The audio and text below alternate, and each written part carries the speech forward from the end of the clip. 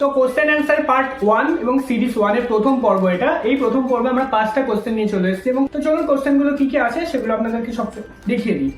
তো আমাদের প্রথম কোশ্চেন হচ্ছে কোন দেশের সেনাবাহিনী নেই, অর্থাৎ সেনাবাহিনী ছাড়া একটি দেশ যেটি রয়েছে বিশ্বে সেটার নাম আপনাদের বলতে হবে। দ্বিতীয় হচ্ছে দিল্লির যে বাদশাহ শের শাহ তার বাল্য নাম কি ছিল।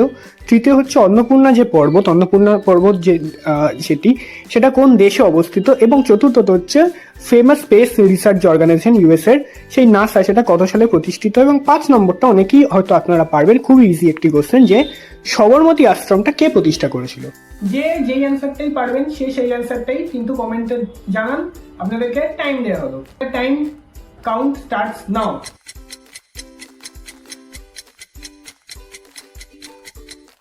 টাইম ওভার হয়ে গেছে। যারা যারা কমেন্টে অ্যান্সার দিয়েছেন তো দিয়েছেন।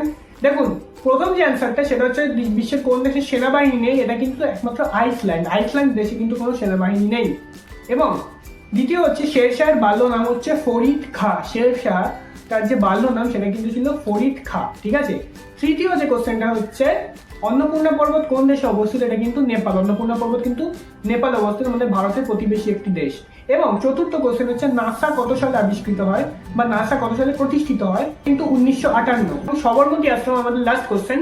সবরমতী আশ্রম কে প্রতিষ্ঠা করেন, এটা কিন্তু মহাত্মা গান্ধী।